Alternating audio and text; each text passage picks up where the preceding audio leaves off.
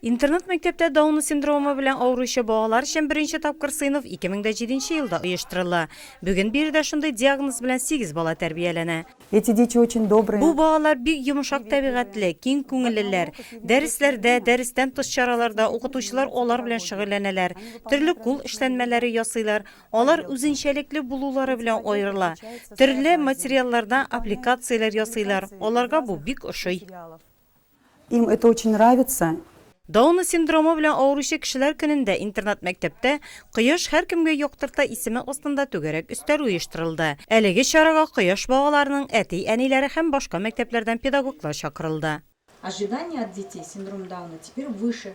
Алар кичкенә генә шатлыкка, ихлас күңелдән шатлана белә. Даун синдромы белән авыручы кешеләр турында мәктәп җитәкчесе урынбасары Наиля Шарапова чыгышы тәэсирле булды. Чарада Кояш балалары белән эшләүче педагоглар үз тәҗрибәләре белән уртаклашты. Процесс обучения имел существенную специфику. Әлфия Гафурованың улы Айдар интернат мәктәптә 7 ел тәрбияләнә. Биредә ул үзенә дуслар да тапкан.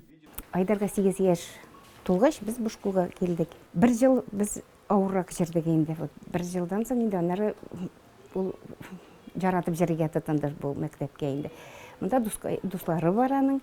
Түгәрәк өстәлнең гамәли өлеше Даун синдромы белән авыручы балалар сыйныфында дәвам ителде. Соңрак Кояш балалары катнашында Колобок әкияте күрсәтелде.